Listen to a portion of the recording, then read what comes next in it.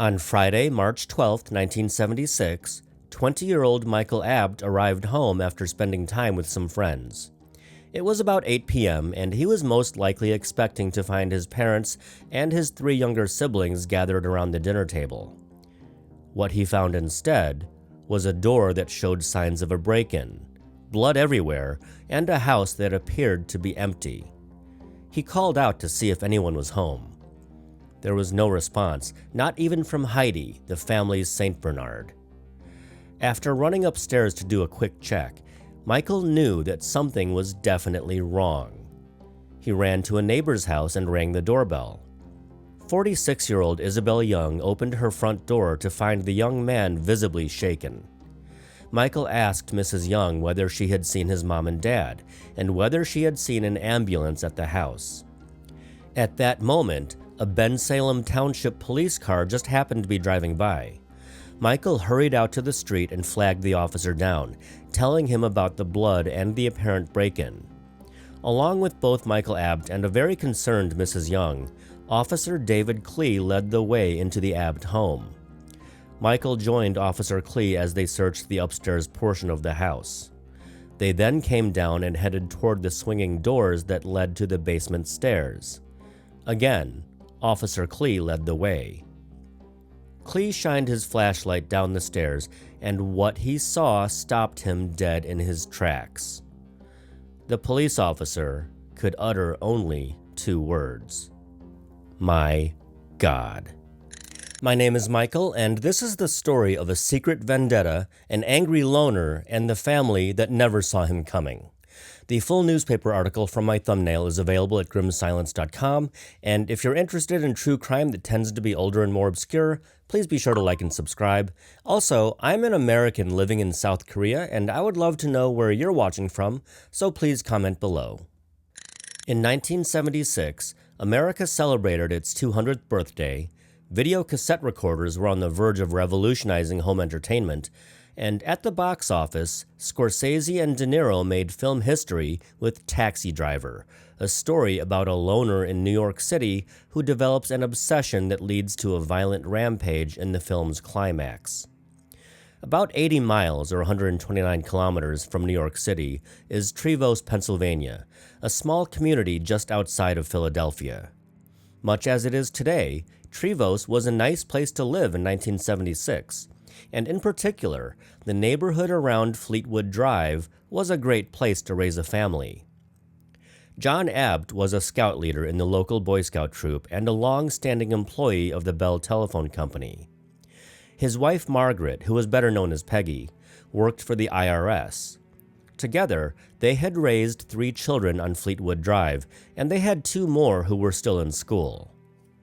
The youngest of the Abts' 5 children were 12-year-old Kathy and 13-year-old John Jr., both of whom were students at Neil Armstrong Middle School. Very little has been published about the 2 children, but a friend of the family noted that her son used to shoot BB guns in the nearby woods with John, and Kathy enjoyed teasing John and his friends as they played in the backyard. The next oldest was 19-year-old Margie Abt. The young woman had graduated from Archbishop Wood High School, where she showed off her talent as a baton twirler.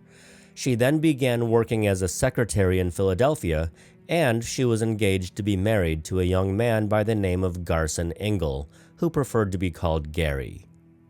Engle was 20 years old, and he was making his living by delivering meat. His delivery route ran from Bucks County to New York City. John and Peggy Abt also had 2 sons in their 20s, both graduates of Bensalem High School. Clifford Abt was 23 years old at the time, and in 1976, he was planning to marry his fiancé after sorting out some legal troubles he was entangled in. Michael Abt was 20 years old, and news articles did not state any particular occupation for the young man. The news media did, however, talk about Michael Abt's childhood as it related to the Abt family's neighbor, 24-year-old George Geschwendt. Geschwendt, who lived across the street from the Abt house, was a former classmate of Clifford Abt at Bensalem High School. But unlike Abt, who grew up in a stable household with loving parents, Geschwendt's upbringing was considerably less nurturing. According to news reports, the Geschwendt household had once been dominated by George Geschwendt's abusive alcoholic father up until his parents' divorce in the early 70s. Geschwendt's sister, 37-year-old Betty Kennedy, said their father treated his children as if they were objects. And not only was the man cold and unloving, he had allegedly once chased his children around with a knife. He attempted to run over young George with the family's car, and one Christmas, he had completely lost his mind when he destroyed every toy in the house and threw the Christmas tree out the window. The Geschwendt house was a place of chaos and trauma for George Geschwendt and his 3 siblings. And perhaps that explains why young George was a socially awkward boy who mostly kept to himself. He was the kind of kid that most would describe as a loner. But when Geschwendt was 11 years old, his mother made an effort to find her son some friends, and who better to befriend her son than Michael and Clifford Abt, who lived right across the street. The arrangement worked out great. For a while. According to Michael Abt, he and George Geschwendt were once the best of friends. Local news quoted Abt as saying, "There wasn't any bad blood between us. We were the best of friends when we were younger. We hung out together, built forts together, got into trouble together, broke windows, raised hell, you know." Mrs. Geschwendt was just fine with the boys hanging out and building forts, but she drew the line at breaking windows and raising hell. When young George and the Abt boys got into trouble for vandalism, Mrs. Geschwendt prohibited her son from spending time with Michael and Clifford, the only friends he had ever had. And as years passed, the dynamic between the boys would change dramatically. The Abt boys went on with their lives, made new friends, and continued to raise hell. Geschwendt, meanwhile, remained isolated even after graduating from high school and, by his own admission, he achieved very little in life. He did manage to earn a 2-year degree from Bucks County Community College, which is something, but he couldn't hold a job, never dated, and he was kicked out of the Navy after going AWOL, away without leave, twice. Newspapers described him as an unemployed gardener who did odd jobs and collected welfare. Beginning sometime around 1972, 4 years before violence erupted inside the Abt house, George Geschwendt had allegedly become the target of some childish pranks. Flowers arrived at the Geschwendt home with payment due upon delivery, taxis showed up at the house requested by an unknown party, and Geschwendt began receiving prank phone calls with nobody on the other end. George Geschwendt came to believe it was the Abt boys who were harassing him. And maybe it was, maybe it wasn't. Newspaper reports didn't address the source of these pranks, assuming they actually occurred. But it's interesting to note that Michael and Clifford Abt don't appear to have ever publicly denied playing some pranks on their former childhood friend. Perhaps they were never asked, at least not by reporters. Regardless, even if they had denied being the culprits, it is unlikely that George Geschwendt would have believed them. In the years leading up to the tragedy of 1976, Geschwendt's hatred for the Abt family festered like an opened wound, and eventually, Geschwendt would begin to blame everything on his neighbors. If he encountered a rock while mowing the lawn, it must have been the Abts who had put it there. If a dog had pooped in his yard, it must have come from the Abt family's St. Bernard. George Geschwendt lost the tip of one of his fingers in some kind of industrial accident. And naturally, the Abt family was to blame. On March 5, 1976, George Geschwendt paid $89 for a .22 caliber pistol. 2 hours later, he reported to the police that the gun had been stolen. Of course, the gun was still very much in his possession, but reporting it stolen was part of a larger plan. A week later, on Friday, March 12th, George Geschwendt woke up in the morning with purpose. He put on a pair of rubber gloves and took his gun and a box of ammunition to the Abt house. And since he knew how loud gunfire could be, he also brought along ear protection, most likely a pair of earplugs. Geschwendt's mother had left for work, and he had correctly predicted that the Abts would all be gone for the day. The adults would be at work, and the two youngest Abt children, John Jr. and Kathy, would be off at school. At about 8:30 a.m., Geschwendt used the barrel of his gun to break a pane of glass in the side door of the Abt home, which led into the kitchen. He then let himself in and cleaned up the broken glass from the floor. He didn't want the mess to raise too much suspicion for anyone coming into the house. Also, this is where the violence begins, and it's a lot, so please proceed with caution. George Geschwendt sat down on a piano stool in the living room. He expected that the family wouldn't be home for quite a while, so he sat there. And he waited. Hours later, at about 3:30 in the afternoon, the carnage began. 13-year-old John Jr. came home from his day at Neil Armstrong Middle School. Geschwendt heard someone coming in through the side door, and he had concealed himself behind a wall. He then jumped out from his hiding place and shot the boy in the face. According to District Attorney Kenneth Bean, this is when Heidi, the family's big St. Bernard, came running down from the second floor after hearing the gunshot. Early news reports stated that the dog was Geschwendt's first victim upon entering the house, which seems like it makes more sense, but according to the DA, the dog was shot multiple times after John Jr. had been murdered. Geschwendt either dragged or pushed the large dog's body down the basement stairs, but the dog may have just been badly injured, so he went down the stairs to shoot the dog again. He then dragged John Jr.'s body down the stairs, leaving his corpse a few feet away from the dog. Sometime around 4 p.m., Peggy Abt came home from her job at the IRS. Geschwendt shot her in the face and pushed her body down into the basement. As he had with the dog, Geschwendt went down and shot her several more times. The woman was somehow still alive and moaning in agony, so the killer stuffed a gag into her mouth before returning upstairs to wait for his next victim. 12-year-old Kathy arrived home at about 4:30 when she was met with the bullet to the face and disposed of in the basement. Geschwendt then went down the stairs to shoot her again. Like her mother, Kathy was still moaning, so she was gagged as well. Shortly before 5 p.m., John Abt Sr. came home from his day at Bell Telephone Company. After pausing outside the house for a moment to pay the neighborhood newspaper delivery girl, he walked into his house and was shot in the face twice. Down into the basement he went. Around 6 p.m., 19-year-old Margie Abt's train arrived at the Trevose train station, and she tried calling home, perhaps to ask someone to pick her up. Of course, there was no answer, so Margie started walking. A neighbor, whose daughter had just picked him up from the train station, offered Margie a ride home, which she accepted. The daughter, who was a former high school classmate of Margie's, later noted that Margie was concerned that nobody at the house had picked up the phone.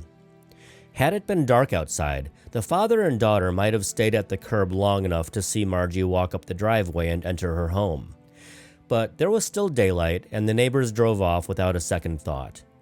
The father later wondered out loud what might have happened if he had walked into the house with Margie Abt. The phone was ringing when Margie walked in. The call was for her little sister Kathy, and Margie suggested that the caller try again later. After she hung up the phone, Geschwendt fired 2 shots into the 19-year-old's face and threw her down the basement stairs. The final victim was neither Michael nor his brother Clifford. It was Gary Engle, Margie's fiancé. The two were planning to celebrate their 3-year anniversary that night. Engle, who knew Margie was expecting him, apparently let himself into the house. This was at about 6:30, perhaps 20 minutes after Geschwendt had murdered the woman he intended to marry. Like the others, Engle was shot in the face and tossed down into the basement. At this point, George Geschwendt had successfully wiped out nearly the entire Abt family. John Jr., Kathy, Margie, John Sr., and Peggy Abt were all dead, their lifeless bodies stacked in a heap in the basement. On top of the pile was Gary Engle. Geschwendt stated that he would have stayed until midnight in order to kill Michael and Clifford. They were the ones he really wanted to take down, especially Michael Abt. Geschwendt had a strong dislike for Michael, whom he may have believed was behind the pranks from years earlier. But then the phone started ringing, and Geschwendt got nervous. Up to this point, he had done what he felt was enough to conceal his horrifying crimes. He was wearing rubber gloves to make sure his fingerprints wouldn't be found in the house. He had reported his gun stolen in an effort to mislead the inevitable police investigation. And he had murdered every single person who walked through the door, including Engle, who wasn't a part of the family just yet. As much as George Geschwendt wanted to slay Michael and Clifford Abt, he felt it was more important that he not be found inside the Abt house should the police show up. Geschwendt left the house and took a walk around the block. He could have been home in probably less than a minute, but he didn't want to be seen leaving the Abts' home and going directly to his house across the street. After his detour, Geschwendt went home and hid his gun, unused bullets, and his bloody clothing in the saddlebags of his motorcycle. Then he made himself a tuna sandwich, watched Sanford & Son on TV, and went to bed. It was during this time that Michael Abt, Officer Klee, and Mrs. Young discovered the bodies that were piled up in the basement. Investigators examined the bloody scene at the Abt house and quickly determined that this was not a robbery. Whoever had done this had one goal in mind: to kill. Michael Abt was questioned by authorities and was ruled out as a suspect. Michael's brother Clifford was also ruled out immediately. On the day of the murders, Clifford Abt was locked up in the Bucks County Jail, a fact that George Geschwendt had apparently not been aware of. Conflicting news reports stated that Clifford Abt was in jail for forgery, a weapons charge, or failure to appear in court for traffic violations. I don't know which was true or if all three were, but no matter what the offense was, Clifford Abt's brush with the law may very well have saved his life that day. Initially, Michael Abt and his 26-year-old cousin, Roger King, thought they knew who the murderer was. They shared this information with police, but it turned out that they were way off. When the actual killer was taken into custody days later, Michael Abt was dumbfounded. More on that in a moment. While police struggled to produce a suspect or even a motive, the local community gathered to mourn the loss of the 5 members of the Abt family. Between the church service at St. Dominic's and the graveside ceremony, it was estimated that 1,000 were in attendance. The funeral ceremony was presided over by Reverend Richard Farrant. He was the very same priest who had married John and Peggy Abt in that very same parish 25 years earlier. Since no viable suspects had yet been identified at this point, detectives from multiple law enforcement agencies quietly observed the mourners for signs of suspicious behavior. Meanwhile, Reverend Farrant addressed the many friends, relatives, neighbors, and classmates who had come to say their farewells. Many at the funeral were sobbing uncontrollably, and even if the newspapers didn't say so, there was anger in the crowd as well. After a tragedy such as this, there always is. The Reverend warned against the dangers of succumbing to bitterness and hate. He delivered this message to the funeral attendees and, really, the whole community. But in particular, he was subtly trying to get through to Michael Abt. In the days since the murders, Michael Abt, in his sadness and rage, had expressed a desire to end the life of whoever had taken his family from him. The young man's thirst for vengeance was obviously very understandable given the circumstances, and it caused the Reverend some concern. But on this day, Michael Abt set aside his hate and his anger as he and his brother Clifford honored their lost family members. Clifford, who had been granted a temporary release from jail that day, remained stoic and mostly silent. Michael kissed each of the caskets and cried out, "I don't know what I'm going to do." Gary Engle, the sixth victim in this slaughter, was buried in a private ceremony. Authorities looked into a possible drug-related connection involving Clifford, but that changed quickly after police had a couple of conversations with George Geschwendt. Authorities were very interested in Geschwendt's report of his gun being stolen. Geschwendt's gun was a .22 caliber, which matched the bullet slugs that police recovered from the Abt home. They showed him a picture of a gun that was similar to the one he had reported stolen and asked if it was his. Geschwendt, who had falsely reported the theft just 2 hours after buying the gun, said no.